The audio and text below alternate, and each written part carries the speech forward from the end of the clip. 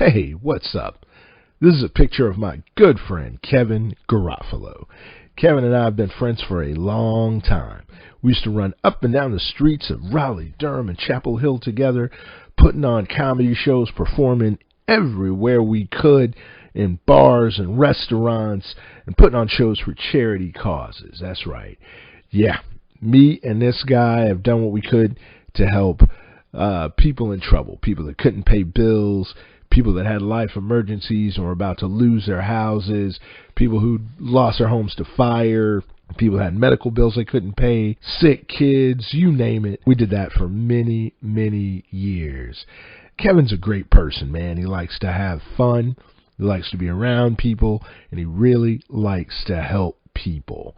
So I wasn't surprised when I found out that my good friend, who's a businessman who has a company overseas, has some employees in Ukraine, and he's very concerned about them. He wanted to do any and everything he could to help them in any way possible. So there's a link. Make sure you click on that link, and please donate if you can, because Kevin's doing a lot of great things to help people who are in need of assistance in Ukraine, because he's got some good friends. Kevin's just a great guy, great person. He'd probably go, "Ah, shucks, don't say all that stuff about me." But again, click on that link. I'm going to have it Instagram profile, so make sure you click on it. This is the first air alarm. So I got to get to the shelter. But we're in very far western Ukraine now. All right, you're listening to the Record Store Podcast. I'm John Champion, and I'm talking to a good friend of mine, talking to Mr. Kevin Garofalo. Kevin, tell us where you are and what's going on. Well, right now I am in western Ukraine. The name of the city is Urzhgrad, or Urzhgrad. I can't really pronounce it too well. All right. Headed to Lviv. All right, and what's going on? Are you trying to help somebody? Or let's give a little background. What's happening? So I don't know how many people listen to the podcast I was on before, but I had a bunch of people who kind of helped me out while I was stuck here over COVID for about 8 months, and so I'm back over here helping some of them out. I've gotten some of them across the border, but of course, not everybody can cross the border. Like, men aren't allowed to go. Uh-huh. And so one of my friends is a girl named Vika, and a couple of days ago she sent me this picture of her sister. Her sister had this giant black eye. And apparently, her sister's friend's boyfriend got really drunk one night and beat the hell out of her and her sister's friend. They're like 17 or 18-year-old girls, right? Oh, no. Vika's 22. And she was just like beside herself. She was like, "Kevin, we need to go get my sister." And, so we talked to the sister, and the sister said, "Yeah, I'm ready to come." And we said, "Okay, well, we're going to go to Lviv." You guys were in Poland at the time, right? Yeah. Yep. Okay.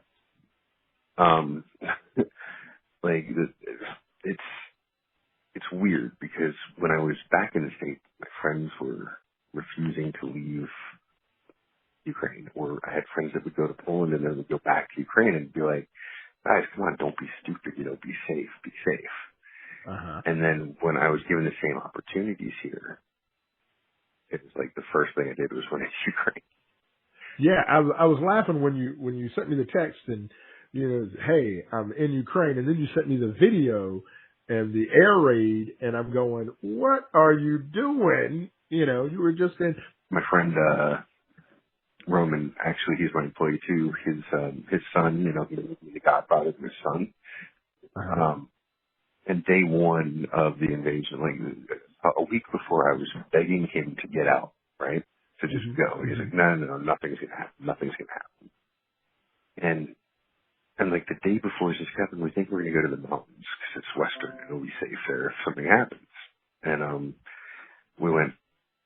I said, "Okay, that sounds like a good plan." The next day, the big headline is like explosions in Kiev, Uh-huh. and I said, hey, did you make it to the mountains? He's like, no, we didn't leave yet. Why? I said, there's explosions.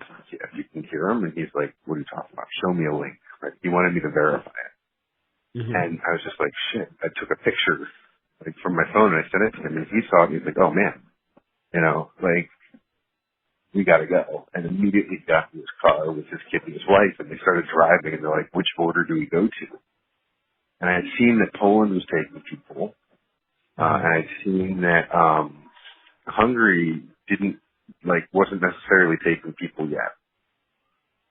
And I knew that Romania was. And they bolted to get to, Romania. And it was like a much longer drive, but they finally got there. And when they got there, they had declared martial law so the men couldn't leave. Right. And, I came in here to help Vika's sister, but, when I got here, Vika's sister, we couldn't get her out from Kiev to Lviv yet, because sometimes it's, safe to get there, sometimes the trains stop running or something. So I'm trying to put together a ride for her. But it was safe to go to the western part of the country, so I figured if I'm going to be here a couple of days, I might as well get to the western part of the country. And that's what I did first, got there, got to see my friend Roman for the day, got to see his army, he's in the army now, right? Okay. And, got to see his battalion. He's doing support and logistics. He's kind of like, I guess an office guy or whatever. And I know that number Western America was a 70 million. That's what I actually was in the National Guard years ago. So I was like, we're both office bitches. It's cool. And it was surreal to hear the air raid sirens there.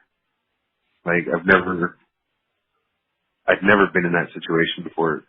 They haven't had an attack where he is in Erzurumgrad, but they get the sirens sometimes. She says, yeah, I think it's just that we're so close to the border with Hungary that I don't think that they're going to attack because it's NATO. So I think we're pretty safe here. And he's smart about it. So, that's where he signed up to do his service. And yeah, it seemed safe, but of course you hear the sirens for the first time you haven't been there and it's like your heart starts racing immediately. Yeah. Oh yeah. I can imagine. Man. And then if you've been following my story, did you see the girl Alina with the dog whose birthday it was? Yeah, I did see that. I saw that story. So she gave me a call when I'm here and she says, hey, Kevin, I have a friend. He's in Kiev. His name is Nazar. He and his parents had a fight and they kicked him out. He's just 18. Do you think you could help him? And I'm like, well, I don't know if I can get him, to where I am. And she said, he might have a way to get there. But, could you help him out when he gets there? So this 18-year-old kid is first, people can ask me, well, why did his parents kick him out? I said, I didn't really ask questions. I don't really care. It's a war. This boy's 18 years old. There's nothing that my son could have done if I had a son, right, at 18, that I would kick him out in the middle of a war. Yeah. So, I'm like, of course he can come. And, she sent me his contact information. We're talking and, he's got a friend that was driving him, or not a friend, but a volunteer or something who had agreed to drive him. Wow, I'm sorry. I'm on the train right now and I just looked outside and there's troops along the river. Yeah. That was weird. Yeah, anyway, so he says, he's got this volunteer who, agreed to drive him for, a very cheap amount to, Lviv. And I told him I'd meet him there. And he says, why are you doing this? I said, well, you're, my friend Alina's friend, and she's a good person, and so, if she says that you're her friend, then I know that I could trust you. And he's like, wow, it's good that there's nice people there. Right. So he got to Lviv at 10:30 last night, which is 30 minutes after the curfew starts. Oh boy. So they wouldn't let him actually into the city. And there's this girl, I haven't met her yet, but somebody put me in contact with her. And she's somebody who I've been able to send money to, who then disperses it to my friends, right? Okay. PayPal became accessible here, but not everybody. Some people are having some issues with it, but it's working for the most part. But before that, this girl was like one of my 5 people that I was able to like put money into from MoneyGram, and then she got things out for everybody else. Uh-huh. And so she was in the leave, and I said, look, do you think you could help this kid? And she made a couple of calls, and we managed to get a hotel and a place to stay that's like right outside of the city. And, I just said, yeah, there was no, we made some phone calls. Now there's this 18-year-old kid who's like got a roof over his head because it's really cold in Ukraine right now. Uh-huh. And, he feels like safer now. And he knows that he's got people watching out for him. But that's the thing, is like, there's been so many people who just keep doing like these little things, right, that they don't think is help. And, every one of them, I'm just like, hey, by the way, thanks. And they're like, no, we didn't do anything. We didn't do anything. It's very humbling. Right. But, I got Pablo is you might have seen him on Facebook. He's actually somebody out here in Ukraine who's been commenting and everything. He had one of my friends whose mom to get HIV medications. Like my friend saw that there were these tablets her mom needed. Her mom asked for. My friend found out her mom had HIV, which was like mind-blowing for her. And this guy helped her get like life-saving medication. Uh-huh. And, when I thanked him, he said, no, I didn't do anything. And it's like, you might have just made a phone call. That might have been all that you felt like you did. But, like, this woman now has medication that is, like, important. Understood. Now, have you lost anybody close to you during all this, if you don't mind me asking? It's nobody super close, but, like, there are 2 people, because part of what I do is just networking and meeting people. And so if somebody says, hey, I'm here, what can you, like, I need this or something, I can reach out to people in that area. Mm-hmm. And so there's these 2 people that I'm not super close with who I haven't heard from since the first week. There's this big bomb in Kharkiv that went off, and they were in Kharkiv. And I haven't heard from them since. There's like one time that one of them popped online, or at least their Instagram popped online, and people said, oh, maybe it's just they're injured or maybe their phones are broken. That could be true. But, it's been weeks and I haven't heard from 2 of them, and one of them I haven't seen pop even online for like a second. Right. So, I don't know. Yeah. I'm so sorry. Our prayers are definitely with you all. Is there anything we can do from here to help you? I know you've been sending out links and posting stuff, but so there's, I guess I'm here now and I'm trying to figure out like what people need, and it's different in different parts of the country, right? Mm-hmm. So one thing that I hear constantly is that they need Kevlar, but then how do you get it here, right? Right. So I met some American guys who were like super gung-ho, wanted to join the Foreign Legion. Mm-hmm. And the first thing is both of them came, they were on the train. So there's like 7 people on the train into Ukraine. It was me, my friend Vika, and then like 2 loud American guys. And they don't speak any of the language at all. Like one of them asked me about Ukrainian dollars. I said, come on, man, you need to at least know a few things. Mm-hmm. But so there are people who want to volunteer and want to come in, and there's people who want to volunteer. It's cool. But like get out to like Poland, right? Learn how to get into Ukraine, like the train routes to take and everything, and make some connections, or I can hook them up with connections or something. But people can ship stuff to Poland, right? Uh-huh. And so one of these kids, I'm actually going to work with him to like get some Kevlar shipped over to him in Poland, and then teach him how to get into Ukraine. And that way, it's like he's not a liability for the Ukrainian army. He's just coming in, quickly. He's going to have a point of contact, and then he can like drop things off that they need. I think that's the best way to help right now is to figure out, you know, the specific things for the people that you need, and find somebody in Poland or even Romania or some of the Balkan countries that they can still take shipments and have somebody that can run them in, right? Right. In terms of what people here need, you know, it just depends. Like the refugees, there's no jobs in Poland, right? There's 2 million refugees and like they can't all find work. I know that other countries are taking people, but the farther that you get away, the harder it is for people to agree to leave or to want to go because they're scared. Right.